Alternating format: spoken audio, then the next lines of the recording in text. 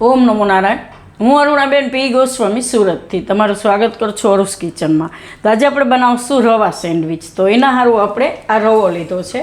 તો આ અડધી વાટકી જેટલો આપણે લીધો છે. તો 1 કપ જેટલો રવો છે. અને કોબી, તો કોબી આપણે આ રીતે એક ટુકડો ઝીણું ઝીણું ક્રશ કરીને લીધું સુધારીની રીતે. અને ગાજર, તો એક મીડિયમ સાઇઝનું ગાજર આપણે આ રીતે સુધારીને લીધું. ને મરચાં, તો મરચાં તમે તમારા હિસાબે નાખી શકો. તો આ આપણે થોડાક મરચાં લીધા છે. અને લીલા ધાણા થોડાક લીધા. મીઠું જોહે સ્વાદ પ્રમાણે. થોડોક આપણે ઈનો એમાં નાખીશું. અને તેલ જોહે અને પાણી જોહે.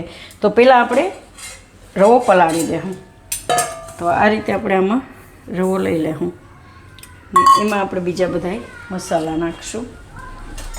તો મરચાં નાખી દેવું. સ્વાદ પ્રમાણે તમે મરચાં નાખી શકો એમ. અને ગાજર, તો ગાજર આપણે આમાં બધું લઈ લેવું. અને કોબી, તો આપણે કોબી નાખી લેવું.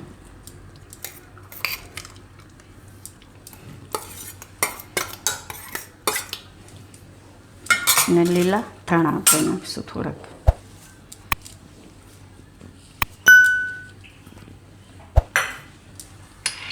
અને મિક્સ કરી લેવું.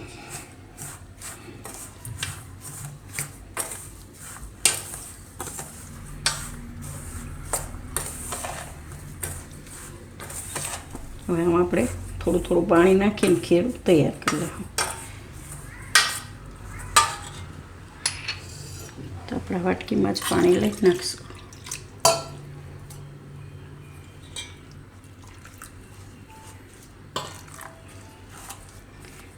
થોડું થોડું નાખતું જવાનું, મિક્સ કરતું જવાનું.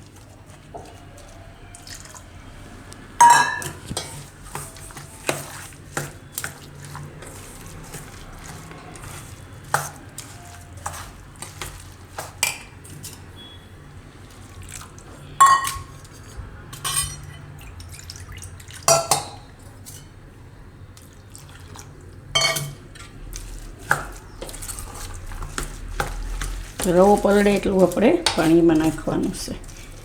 તો આપણે જેટલો રવો લીધો તો એટલું જ વાટકીમાં પાણી લીધું હતું. તો થોડુંક વધારાનું 2 ચમચી નાખવું પડ્યું એમ. આ રીતનું પલાળવાનું. આને થોડીક વાર આપણે પલાળવા દેવું, 5-1 મિનિટ માટે. તો આને આપણે 5-1 મિનિટ પલાળી લીધું. તો એકદમ સરસ પલળી જાય આ રીતે. હવે આપણે આમાં નાખી દેવું મીઠું, સ્વાદ પ્રમાણે મીઠું.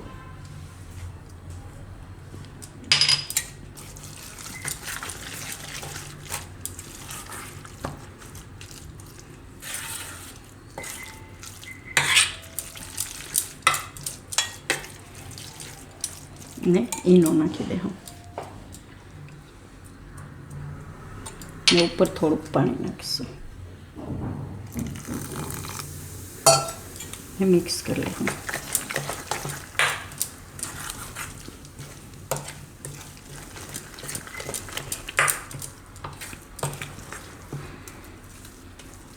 તો હવે આપણે આ રીતનું મશીન છે એમાં બનાવશું. તો આને આપણે થોડુંક તેલથી ગ્રીસ કરી લેવું. થોડુંક તેલ લગાવી લેવું એમાં.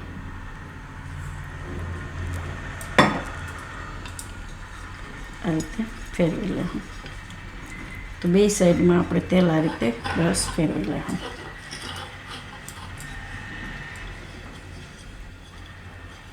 બધી બાજુ ખૂણામાં બધી થોડુંક જ તેલ આપણે આમાં જરૂર પડશે. તો આમાં આપણે આ ભરશું.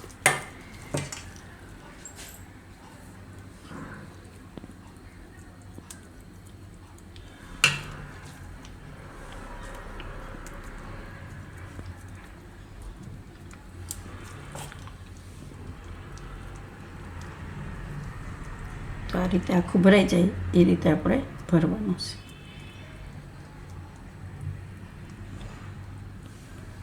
આને બંધ કરી દે.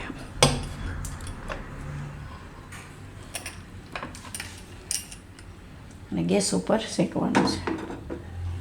તો ગેસ ચાલુ કરશું.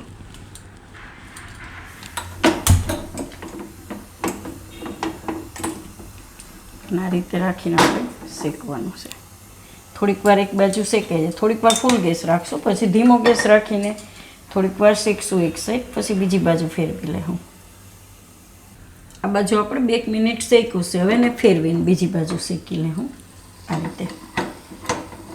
તો 2 બાજુ ફેરવીને આપણે શેકી લેવાનું. તો 3 થી 4 મિનિટ જેવું લાગશે, પછી આપણે ચેક કરીને જોઈ લેવું. એવું લાગે કે કાચી છે એને પાછું શેકી શકીએ આપણે એમ. આને આપણે એકવાર ખોલીને જોઈ લેવું. તો એકદમ સરસ પાકી ગઈ છે.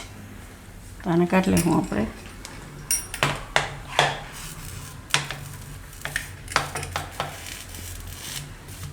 તો એકદમ સરસ આરામથી નીકળી જાય.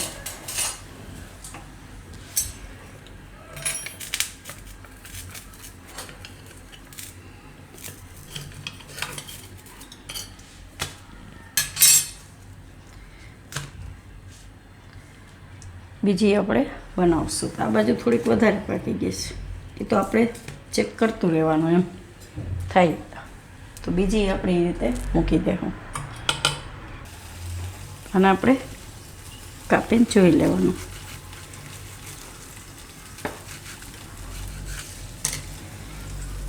તો એકદમ સરસ થઈ ગઈ છે. તો બધી આપણે એ રીતે બનાવી લેવું. તો આપણે 3 બનાવી લીધી છે અને હજી એક થાય છે, તો આટલામાંથી 4 બનશે આપણે એમ. તો છોકરાઓને તમે નાસ્તામાં બનાવી દઈ શકો, એકદમ આરામથી ફટાફટ થઈ જાય એમ. ને તમે એને કેચઅપ આયરે કે કોઈ પણ વસ્તુ આયરે મોકલી શકો એમ ટિફિનમાં. તો તૈયાર છે આપણી રવાની સેન્ડવિચ. તો જો તમને મારી આ રેસીપી પસંદ આવી હોય તો એને લાઇક કરજો, શેર કરજો અને મારી ચેનલને સબસ્ક્રાઈબ કરજો. અને બેલ આઇકન દબાવવાનું ના ભૂલતા. કમેન્ટ કરીને કહેજો કે તમને કેવી લાગી આ રવાની સેન્ડવિચ.